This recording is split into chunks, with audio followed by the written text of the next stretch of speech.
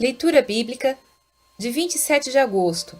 Inscreva-se no canal e ative o sininho para receber notificações dos novos vídeos com leitura diária da Bíblia. Jó, capítulo 23, versículo 1 a capítulo 27, versículo 23. Respondeu, porém, Jó, dizendo: Ainda hoje a minha queixa está em amargura, a minha mão pesa sobre o meu gemido. Ah, se eu soubesse onde o poderia achar, então me chegaria ao seu tribunal, exporia ante ele a minha causa, e a minha boca encheria de argumentos. Saberia as palavras com que ele me responderia, e entenderia o que me dissesse. Porventura, segundo a grandeza de seu poder, contenderia comigo? Não, ele antes me atenderia. Ali o reto pleitearia com ele, e eu me livraria para sempre do meu juiz. Eis que, se me adianto, ali não está. Se torno para trás, não o percebo. Se opera à esquerda, não o vejo. Se encobre à direita, não o diviso. Porém ele sabe o meu caminho. Provando-me ele, sairei como o ouro. Nas suas pisadas os meus pés se afirmaram. Guardei o seu caminho, e não me desviei dele. Do preceito de seus lábios nunca me apartei. E as palavras da sua boca guardei mais do que a minha porção. Mas, se ele resolveu alguma coisa, quem então o desviará? O que a sua alma quiser, isso fará, porque cumprirá o que está ordenado a meu respeito. E muitas coisas como estas ainda tem consigo. Por isso me perturbo perante ele, e quando isto considero, temo-me dele. Porque Deus macerou o meu coração, e o Todo-Poderoso me perturbou. Porquanto não fui desarraigado por causa das trevas, e nem encobriu o meu rosto com a escuridão. Visto que do Todo-Poderoso não se encobriram os tempos, porque os que o conhecem não veem os seus dias, até os limites removem, roubam os rebanhos e os apacentam. Do órfão levam o jumento, tomam em penhor o boi da viúva, desviam do caminho os necessitados, e os pobres da terra juntos se escondem. Eis que, como jumentos monteses no deserto, saem à sua obra, madrugando para a presa. A campina dá mantimento a eles e aos seus filhos. No campo cegam o seu pasto, e vindimam a vinha do ímpio. Ao nu fazem passar a noite sem roupa, não tendo ele coberta contra o frio. Pelas chuvas das montanhas são molhados, e não tendo refúgio, abraçam-se com as rochas. Ao orfãozinho, arrancam dos peitos, e tomam o penhor do pobre. Fazem com que os nus vão sem roupa, e aos famintos tiram as espigas. Dentro das suas paredes espremem o azeite. Pisam os lagares, e ainda têm sede. Desde a cidade gemem os homens, e a alma dos feridos exclama. E contudo, Deus lhe não imputa como loucura. Eles estão entre os que se opõem à luz. Não conhecem os seus caminhos, e não permanecem nas suas veredas. De madrugada se levanta o homicida, mata o pobre e necessitado, e de noite é como o ladrão.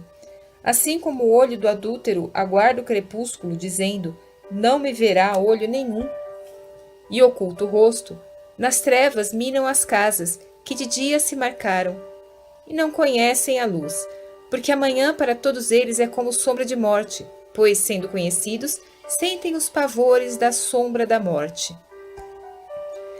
É ligeiro sobre a superfície das águas, maldita é a sua parte sobre a terra, não volta pelo caminho das vinhas.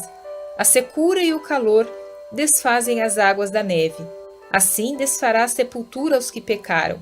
A madre se esquecerá dele, os vermes o comerão gostosamente, nunca mais haverá lembrança dele, e a iniquidade se quebrará como uma árvore. Aflige a estéril que não dá luz, e a viúva não faz bem.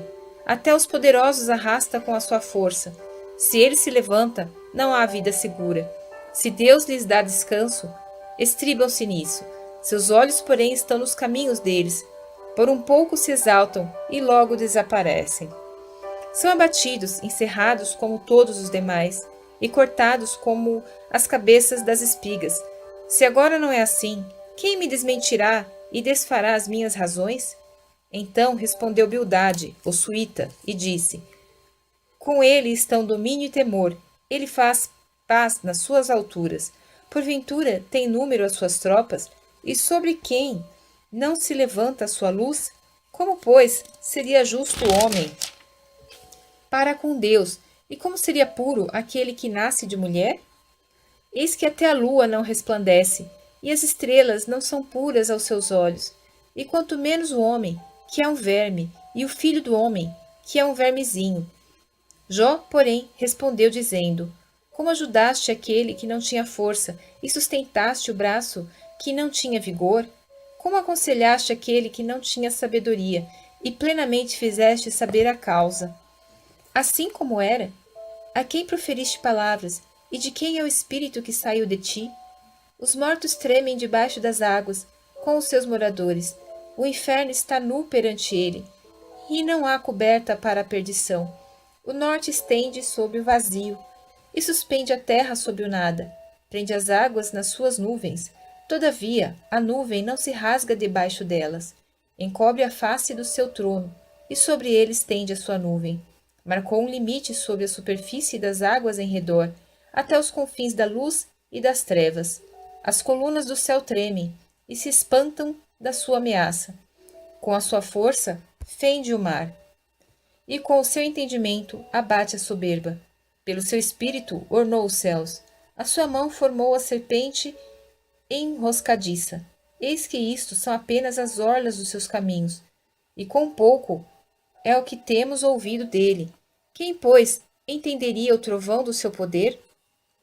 E prosseguindo Jó em seu discurso, disse: Vive Deus, que desviou a minha causa, e o Todo-Poderoso, que amargurou a minha alma, que, enquanto em mim houver alento, e o sopro de Deus nas minhas narinas, não falarão os meus lábios iniquidade, nem a minha língua pronunciará engano. Longe de mim que eu vos justifique, até que eu expire, nunca apartarei de mim a minha integridade.